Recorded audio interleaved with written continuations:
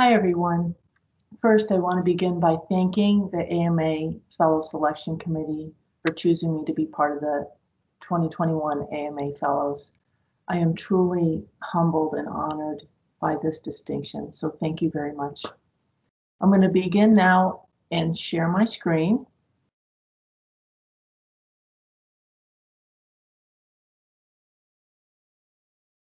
Today, I thought I'd talk about relevance, and in particular, the elegance of relevance. Now, usually as scientists, as academics, when we think about the term elegance, when we use the term elegance in science, we use it to describe a theory or a mathematical proof. And elegant theories and proofs are ones that have enormous explanatory power using the fewest number of constructs possible with the simplest set of relationships connecting them.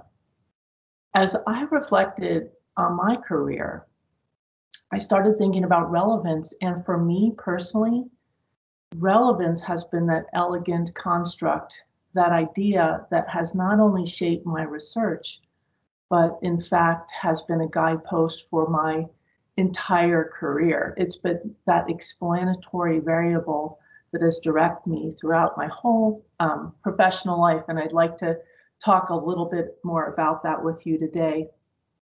For me, it's been my focus on relevance through my research and in turn through my career that, in the words of Robert Frost, has made all the difference. And I'm hoping some of my words today might inspire the same for you too.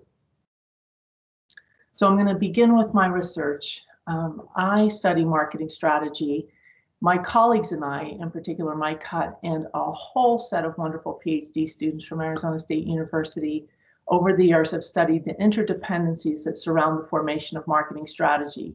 We've looked at relationships across functions, across business units, across companies and alliance relationships, among managers when we studied high performance account managers. And most recently, we've looked at applying financial portfolio theory to understanding market segmentation and customer portfolios for firms.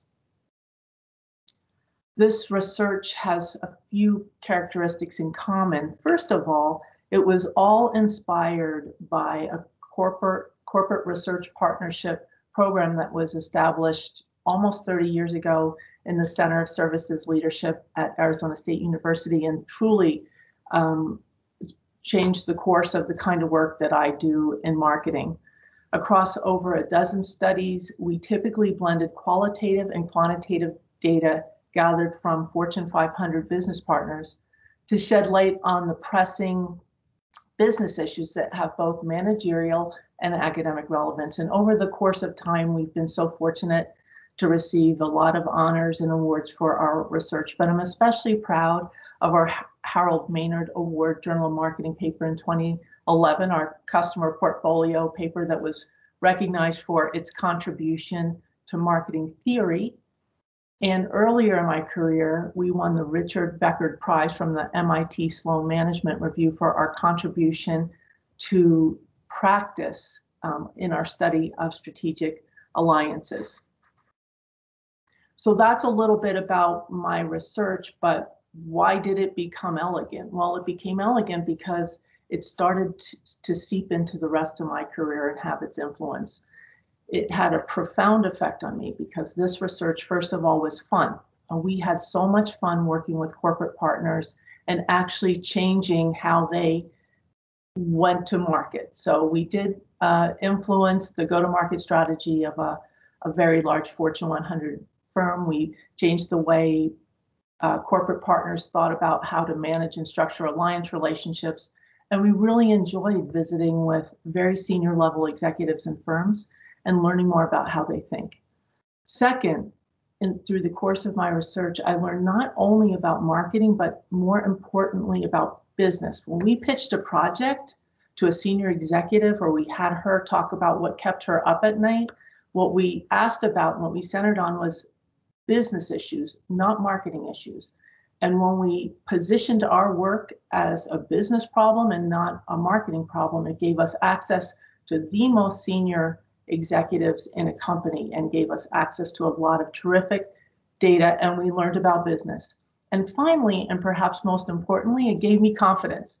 So before I started a PhD program, I think my most significant work experience was either folding pants at the Gap or serving ice cream at Dairy Queen. Can't really decide which was more significant. But when I became an assistant professor for the first time, and now I'm on a business faculty, I was very self-conscious about my understanding of business at a fundamental level. However, when I started working with senior executives and research partners and learning about business that way, I grew in my confidence. I learned very quickly. I understood how executives think and how business works, and that in turn has gone on to shape the rest of my career. Doing relevant research has prepared me to be a better educator. Now with my knowledge of business, I can take those real world examples and bring them right into the classroom. But more than that, I felt very at ease teaching MBA students, teaching in the core MBA program, teaching working professionals, executive MBA, and bringing all that together in executive education programs. And I had fun doing it. And it was my relevant research that gave me the platform to be able to do that with ease.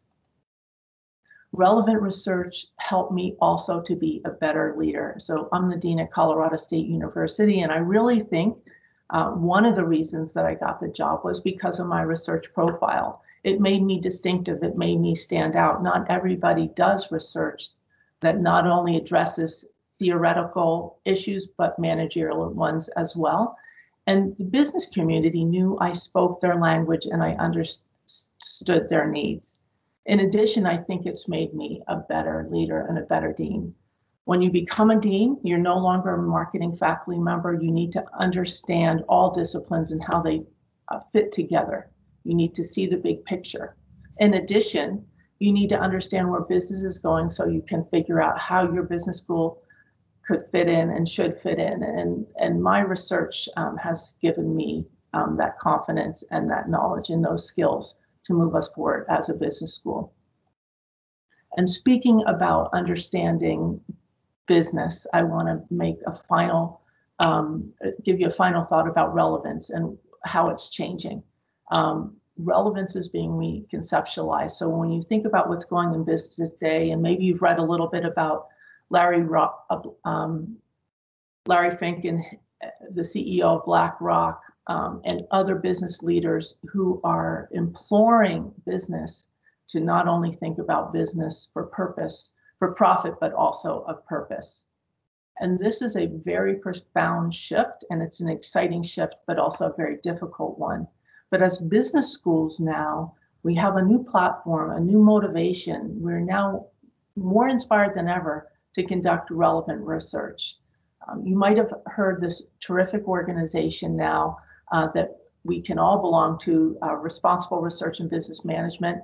This is a group that was started by a group of academics across disciplines who came together to inspire, encourage, and support academics to do research that is relevant, that solves business challenges, that informs public policy, that makes a difference in society. And in turn, at the Colorado State University School of Business, our vision is business for a better world. We want to establish our CSU College of Business as a national leader in advancing business to address the social, environmental, and economic challenges of the 21st century. Very exciting, but also very challenging. So I hope that all of you, perhaps I inspired some of you by my words to think about your work, and maybe that you want to do some relevant work, and perhaps for you too, maybe that will make all of the difference. Thank you.